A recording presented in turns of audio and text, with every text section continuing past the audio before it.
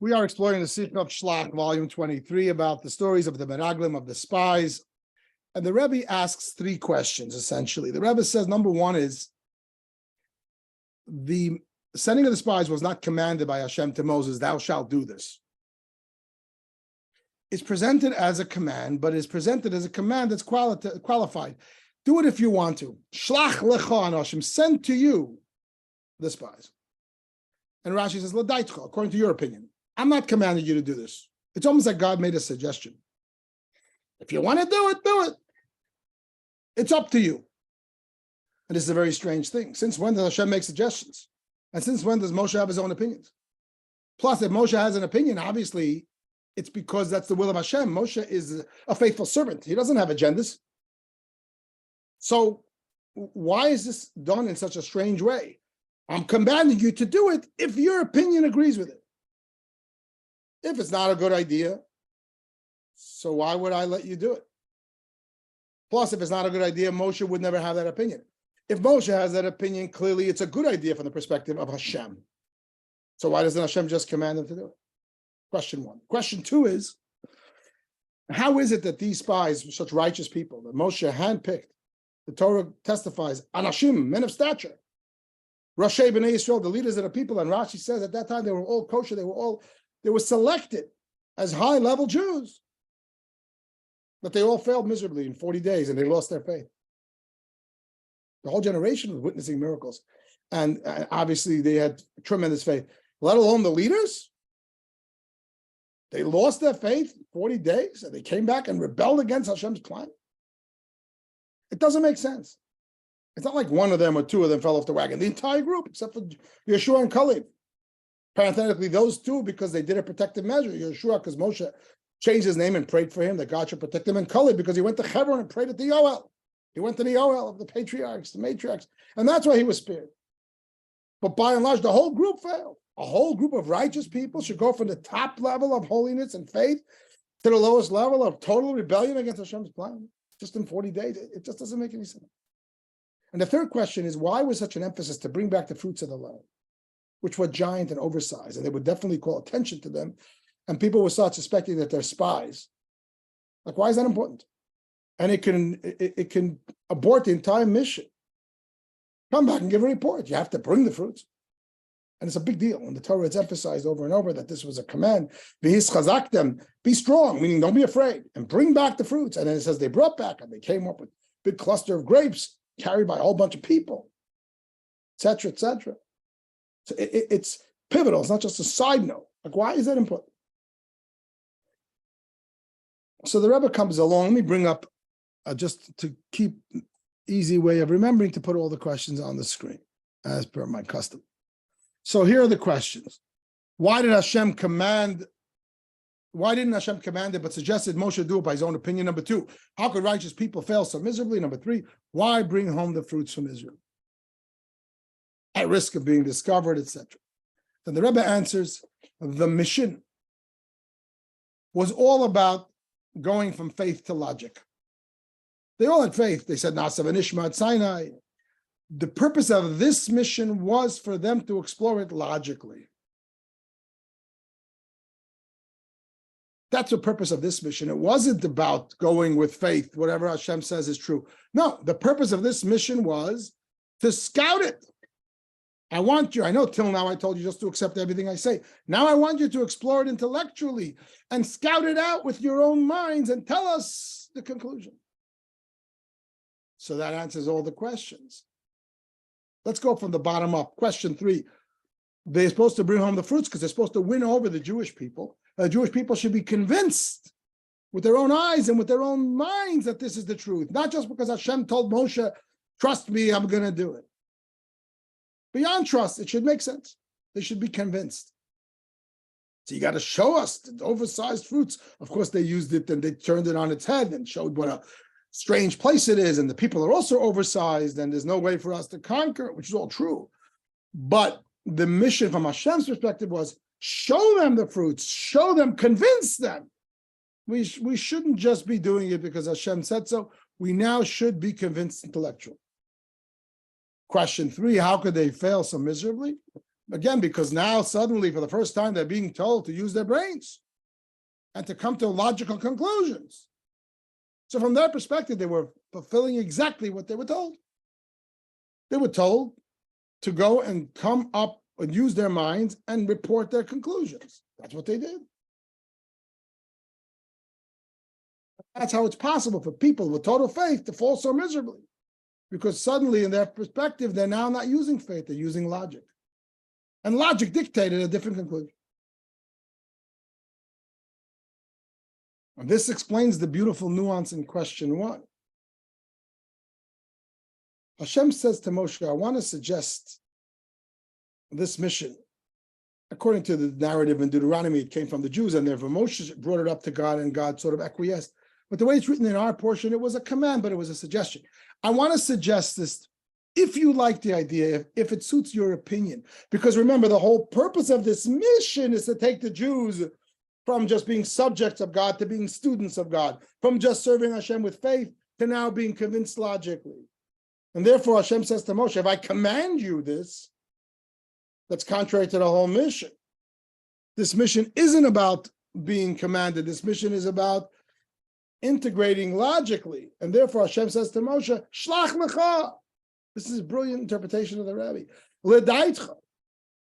I want your opinion on this as the leader of the Jews. And if it makes sense to you to do this, then do it. Because the purpose of this mission is for things to start making sense. For Hashem to start sitting well in the human mind, in the Jewish mind. So he answered all the questions. But then if so, what was their sin? They were meant to go logically. They went logically. It came to the conclusion that you can't conquer it. So what was the sin to begin with? Answers the Rebbe, the sin was because they came to the conclusion, if we can conquer the land. They were never asked that question. The mission was to find out how, not if. They were given the conclusion before they started that they could conquer the land. The mission is only to find out how. And they made that one oops. You could see how they did it. And obviously the Yetzer Hara got involved, but you could see how they did it. Because they were told to use their minds, they said, it must be we're trying to decide if we can do this. But that never was told to them. They were told, Hashem said you can do it. I want you to use your mind and tell us how to do it. And that's why it was a sin, and it was a terrible sin. It's almost like, sometimes a teacher, a good teacher at school will give you a problem to solve. Let's say a math problem, lahavdil. I'll give you 5 minutes to solve this math problem. Sometimes a good teacher will give you the conclusion of the equation. And your job is not to solve it. Your job is to connect the dots from A to B. How did the teacher come to that conclusion? Tell me the mathematical equation that brought teacher to this conclusion. But the conclusion is given ahead of time. You ever have this at school? The teacher gives you the answer to the math problem and tells you, tell me how to get there. If you open up the Jewish press every week, it gives you a chess problem. It tells you what's going to happen. The whites are going to win the blacks in 3 moves. So it told you the conclusion.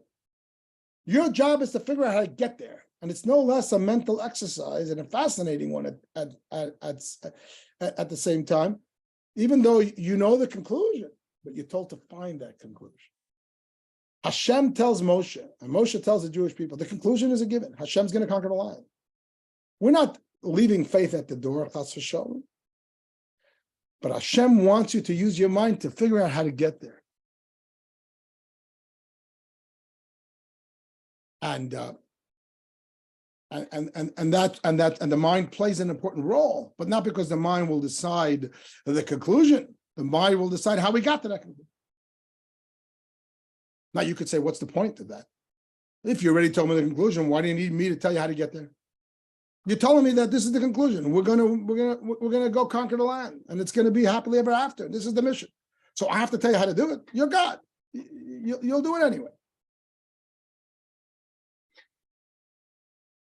Answer is because Hashem wants now to bring faith into logic. That's really what's going on here. The purpose of this mission, the purpose of Shelach, From Moses' perspective, this was a step up, but it failed miserably. But until now, the Jews just sat back and took everything on faith. Hashem gave them Torah, Nasa v'Nishma, we're taking the miracles. We accept it, great. Now Moshe wants to prove that Hashem is so true that even the mind agrees with it. If something is really true, the mind will agree with it too. Because remember, the whole purpose is Diribatachtainim, showing that Hashem is in the world, the whole world agrees with Hashem. And that's really what the conquest of the land is, that the natural existence is in line with Hashem. The Rebbe explains elsewhere that at Sinai there wasn't a reverberation of Hashem's voice. There was no echo. And the Rebbe says, why would Hashem make that miracle? Because an echo means that it is a pushback. There was no echo means nature accepts Hashem's message. It's Hashem's message. It's beyond logic. It's infinity. It's true, but because it's infinity, the world agrees with it, because the world is really also created by Hashem, and it's really just an extension of Hashem, and therefore there's no echo. Every part of creation, of the mind, the heart, the practical, all of it works. You live a life of Torah. It'll work practically, it'll work for your family, it'll work in your business, it will work for society. And the first step of that, it will work intellectually. And that's what Moshe is trying to do here. He's the teacher of Torah. Torah is the mind. Not his essence is faith. He's the servant of Hashem. True. But his goal is to take that faith into logic. He's the teacher of Torah, and he says to the Jews, you see how true Hashem is? I know you all accept him on faith, but he's the real truth. If it's really true, it can apply in the realm of logic too. Go to the land, use your minds, but not by leaving faith at the door, God forbid. Explore logically how, not if, Hashem's conclusion works, and you will see that it makes perfect sense on the military level, on the practical level, intellectual level, because truth is applicable everywhere. That was the purpose of the mission. You know, I remember vaguely that in kindergarten, they taught us the math problems. So they would take the 2 apples and the 2 apples to show you that 2 + 2 is 4. And you're very impressed. And you're a little kid. I don't know if this is kindergarten, the 1st grade, whatever it is. And then they turn around and they pull out the pairs. And now you're not sure. And when they show you that the 2 pairs and the 2 pairs also equals 4 pairs, aha, now you know this is a chochem. This is a brilliant concept. It's applicable to apples, it's applicable to pears. And Mora, is it also applicable to oranges? Yes. It's a very basic analogy. But the concept that something is really true, it's a principle. It's a truism. It's applicable everywhere. And that's what Moshe is trying to teach the Jews. Hashem is absolute truth. He's not based on logic and not based on anything. He's based on Hashem. And in order to connect to it, the first principle is nasa. We accept. Suspension of logic, suspension of any considerations. But then Moshe says to the Jewish people, Hashem's going to permeate the whole world. The whole world fits with Hashem, starting with the mind. I want to show you that we can not just be Hashem's faithful subjects and say yes to whatever he says, but that our minds will agree with it. Logic agrees with faith. Logic agrees with truth because it's true. So why would logic deny it? Is logic not an extension of truth? Everything is an extension of truth. And that was the purpose, and that was the goal. Hashem said to Moshe, I think it's time to bring the Jews to the level where their faith integrates, where they're not just my subjects, but also my students. And Moshe loves it, because Zichru Torah's Moshe Avdi. It's the Torah of Moshe. That's why Moshe questions Hashem earlier in the portion of the era. The Rebbe explains when things don't work out, Moshe questions Hashem, and Hashem laments that you don't have the faith of the patriarchs. And the Rebbe explains it, not that he didn't have the faith, of course he had the faith. But the mission of the patriarchs was just faith. The mission of Moshe was to integrate the faith in logic, which is what Torah is about. As a precursor to bringing heaven to earth, to conquering the land, and by extension, finding Hashem in the entire world, entire universe, including and especially in the world of logic. So Moshe loves it, not to the exclusion of faith. And in contrary, it's a greater faith. He's so sure of it that he knows that logic will come to that conclusion. That's what this was about. Not put your faith aside and decide what you think. That's stupidity. Why would you ignore truth, which you're getting directly from Hashem? But what's the purpose of the logical exercise? to expand the truth or to integrate the truth that it even will integrate into a logic. In the language of the Sikha, at the bottom of the screen, their mission was to find out how, not if. The minute they changed it, that they looked to see if, you can see how they made that mistake. If you tell me to think, I'm going to think. I'm going to forget what my soul and the neshama says, what my faith says. No, I told you to think, to figure out how to accomplish what your faith knows to be true. And this answers all the questions. I have a personal example that I'd like to share that 32 years ago when we started this Chabad, we rented a small apartment in Port Washington. 2-bedroom apartment. We moved into town. We had one baby already, second one on the way. And then I had a vision. I want to open up a Chabad house to attract more people. Maybe we should rent a small building and start, which subsequently we did. We were in a small location for 7-8 years, and then we moved into this building. So I said, let me get the people behind it. So I selected 3 people, just like Moses. My middle name is Moshe. I selected 3 people from the shul that I felt were leaders, and they're smart, and they're visionaries, and they're successful. And I sat them down, I'll never forget this meeting, at my dining room table. One Sunday morning after the menu when everyone else left, I asked them to stay, and I said, you are the board of directors of Chabad of Port Washington. And I put forth my vision. We're going to rent a space, and we're going to offer programs, and eventually we'll be able to buy a building and really become a force in this community. So your job is to help me do it. You're business people, you're successful. Help me figure this out. How do we get this done? I finished talking. 5 minutes later, they look at me and they say, Rabbi, we discussed it and we decided it's not a good idea. It can't be done. And we think it's a mistake.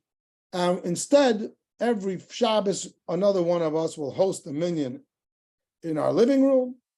And there's no need for any of this stuff. So I realized right away what's happening. And I said, you know what? This board of directors that I just created 20 minutes ago, it's hereby dissolved. Have a nice day. You're off. You're off duty. You don't have to worry about it. I didn't ask you if, I asked you how. And that's the perfect example of what the Rebbe says, what the spies did wrong. The Rebbe takes a lesson from this, but in the second half of the Sikha, but here it digs a little deeper with another important nuance. The Rebbe says, obviously, what is the lesson of Judaism? Nasa v'nishma. We're supposed to accept the truths without any questions. And then we're supposed to study. And that's both our mitzvahs. When we got the Torah, the angels gave us 2 crowns. Not just one because we had faith, but another one because we had logic, because that's part of the mission. As we said earlier, Hashem wants the faith and he wants the logic. But the faith is still present when we have the logic. And that's how a person should study Torah, with an understanding that this is an absolute truth. And now I can think. And if you think about when you study Torah, you study Halacha, you study Talmud, study Chassidus, you're not going to understand it unless you have a foundation that this is all absolute truths. And now you can explore it.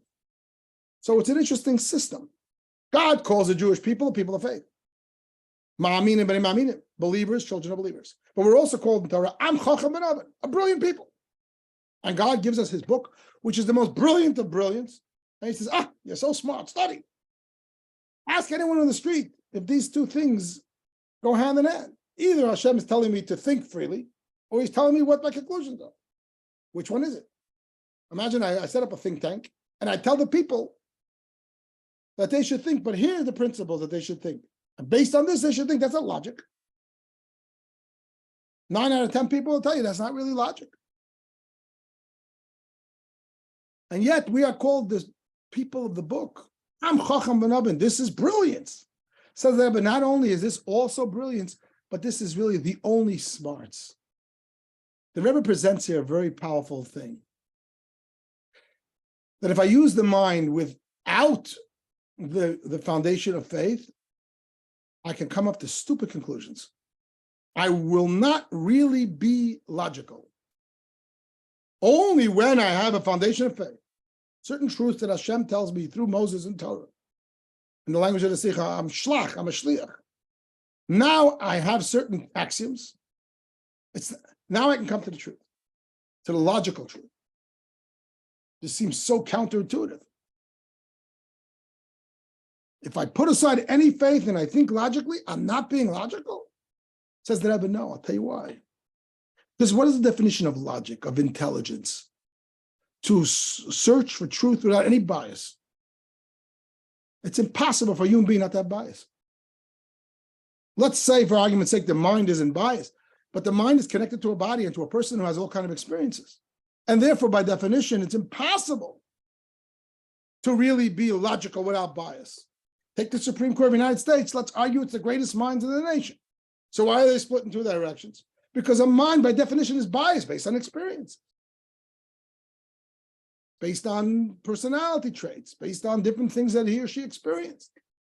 And therefore, there's no such thing as real logic from a human perspective. You think you're being objective, but it's you who's being objective.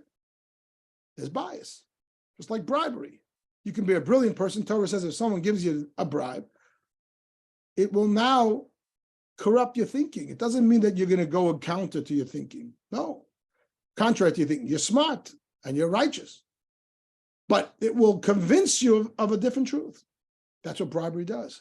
Similarly, we have inherent bribery because we're human beings with experiences and with our childhood and with our young adulthood and with our natural emotional tendencies. It's not just a computer. It's not just pure logic. And therefore, really, there's no such thing as objectivity. Says the Rebbe. This is brilliant, and this is so Rebbe. That only when is there a possibility for real logic, real seichel, real Chabad, when it's based on faith. Based on Shelach L'cha, I'm a Shliach of Hashem, of Moshe Rabbeinu.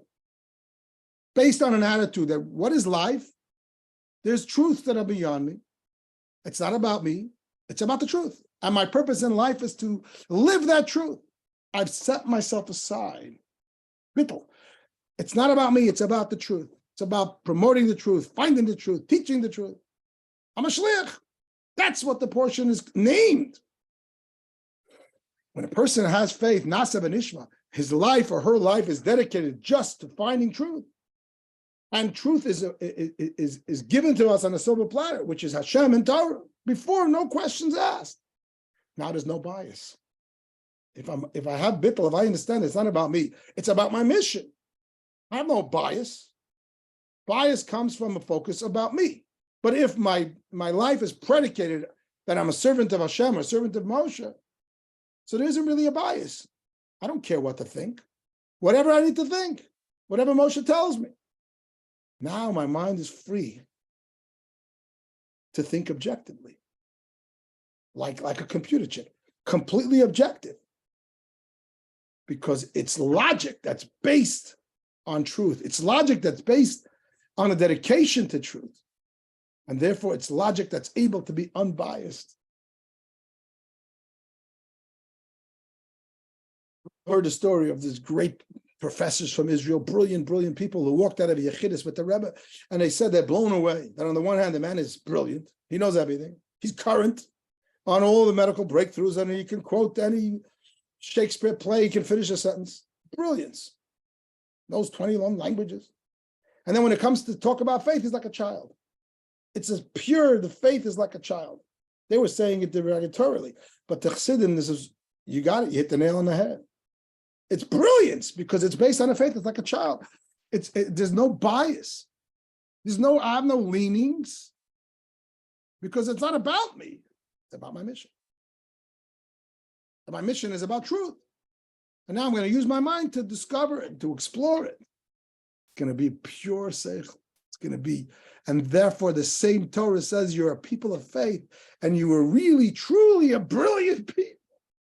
Because really the two not only are not in conflict, the real brilliance is only when it's predicated on faith.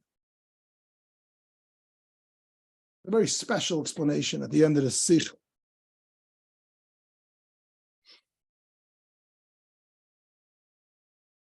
I had experiences in my years in my shlichus, just to give an example of this, where I saw people who were so smart that they were going to destroy their lives because of their smarts. We all know such people. I had a fellow who came to my office years ago and he wanted to take his own life. not because he was ill emotionally. He wasn't. But because he decided it's time to go. Brilliant man. I didn't take his IQ test, but he had multiple degrees from Ivy League schools and postgraduate schools, and clearly a very, very smart man, and he had an inventor of different things. This is an example where the mind is going Meshiga, where the mind is coming to all the wrong conclusions. Why? Because it's totally biased. He doesn't understand that there's certain truths that are not up to you to decide. You don't decide the gift of life. You don't decide the real truths. If you decide, then you're biased. Those truths are given. Your life is a gift. Your mind isn't your God. Your mind isn't your soul. Your mind is a tool. And it's an important tool. Let's call it, it's your chief of staff. But you set the agenda. The chief of staff only figures out how to get there. Just like the Sikh is saying, don't tell me if, tell me how.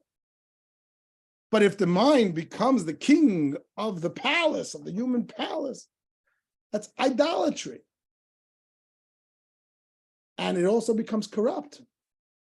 You come with such a terrible conclusion because of the mind. Somebody else came to me years ago and unfortunately followed through on his plan. He wants to divorce his wife. And I knew the couple. They had a beautiful relationship. They both said it, and they had 2 kids. It was a very nice story. But the same deal. The guy was an intellectual. He was brilliant. And he decided that intellect is God. And based on that, he's going to self-destruct. And he ended up doing it. And both him and his wife and the kids never broke a smile again. I haven't been in touch for decades. But they never broke a smile again because he decided logically that marriage doesn't make sense. That means your mind is your king. There's a God. And within the micro, you have a soul, your willpower, your sense of self, your sense of kind of pleasure, your sense of faith, which is really another word of saying all of the above. The kesed, the crown, the halo above the mind. That's the person. And in the context of the Sikha, the Moshe Rabbeinu, the Rebbe of the generation, which is really giving over the message of Hashem, those truths are axioms. Don't decide if life is worth living, if marriage is valuable. We don't call your wife your mind mate. We call your wife your soulmate. There's a soul. There's truths. Now your mind is a tool, and your mind is a fantastic tool. It's brilliant. But when it gets too much control and it thinks that it's the king, and it doesn't realize how biased it is based on the person's emotion and experiences and mishigasim and corruptions, it can self-destruct.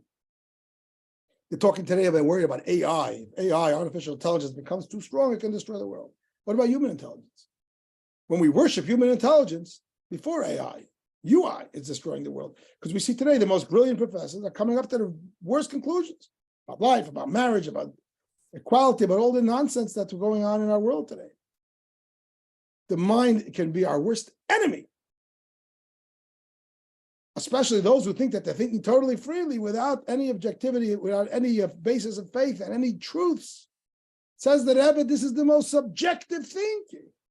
Based on ego, it's based on all kind of biases. There needs to be Torah, faith, truths. And now the mind is dedicated, the person is dedicated with bittul. We're reiterating the final point of the Sikh. To truth, they've now put aside their own personal interests. And now their mind really works. And that's the foundation of Torah study. And that's why we say a blessing before we study Torah. Before we approach a piece of Gemara or Mishnayos or Rambam or Halacha or a Maimer or a Sikh, we say a bracha. Hashem gave us his Torah. This is Torah Hashem. This is absolute truth. Now explore it. The Rebbe finishes the Sikha by saying that with this approach, we will very speedily have Mashiach and the conquest of the land. And the Rebbe throws in a small paragraph right before the end that will even witness the expansion of the land, as the Torah says in Dvarim, that Yarchim Hashem es Gabulcha, the time will come, Hashem will expand your borders. I want to suggest why this is in the Sikha. We know that when Hashem told Abraham they were going to conquer the land, he said 7 plus 3 nations. Only 7 were conquered, and 3 more are still to come. Canaanite, Kenizi, and Kadmoni, in addition to the 7 Canaanite nations. So this is the promise of the full conquest. Why is the Rebbe putting it in here? If the Rebbe wants to finish with a bracha of Mashiach, I understand. Rabbi wants to say that we will conquer the land. That's the context of the story of the spies. I get it. But why does he decide here to throw in this expansion? I'm suggesting that this is hinting to the concept of what the expansion represents. Chassidus explains that the 7 nations represents the 7 emotions, and the 3 additional represent the 7 intellect, which is the theme of the Sikh. That we are, by conquering the 7 nations, the personal avodah of every year, we all have our land. The Hebrew word land means eretz, our willpower. We're trying to conquer that land, to win it over to the godly soul, rather than to the Yetzer Hara, God forbid. And how do we conquer that land? First, we conquer it by the 7 nations, the 7 emotions, because all 7 could be for good or for bad, right? As Chassidus explains in detail. It can be love, or there can be lust, it can be awe of Hashem, or it can be fear, etc. Every one of the 7 can belong to the Canaanites, the evil within us, or to the holy within us. Then, ultimately, there will be the conquest of Chabad, and that's why Chabad perhaps comes at the end of time with the advent of Chassidus Chabad. That even the mind will embrace Elokus, that which is beyond the mind. And in a sense, it's the hardest conquest, and that's why it's last. The Alter Rebbe said that it's the greatest miracle. Famous story of the Baditchev Rebbe when he saw the Tanya, that he took such a big God, put him into a small book. In other words, you're taking God, which is beyond mind, and putting it into mind, to a small book, into a limited space. The belief is that the heart is much more a vessel for faith than the mind. And there's truth to that. The heart can be a big problem for Hashem. But the heart, in a sense, because it doesn't have a logical opinion, often it reflects the space of faith. Faith is the keser, right? The halo above the mind. But where is it reflected in the day-to-day experience? In the heart, because the heart doesn't have an opinion. It's innocent, it's like a child. And if you have it in the right space and the right control, it can be very much a reflection of our soul, of our faith. True. We call it a Yiddish heart, it's a Jewish heart. The greater accomplishment is that when the mind will understand this sikha, and rather than the mind giving opinions that are contrary to truth, the mind lays itself down and understands Nasa v'nishma, the truth is a given. Now let me understand it in the mind. Take the big Eibishter, the big truths, and integrate it into a mind. And that's the expansion of the land to this all 10. Within each of us, it means also our own conquest of our Chabad, and within the world, the conquest of Chabad. This is a fundamental sikha to my thinking of how a Yid studies Torah and how a Yid approaches Chassidus, Chabad, that the whole thing is really true intelligence. But because, and only because, it's based on axioms of Torah faith.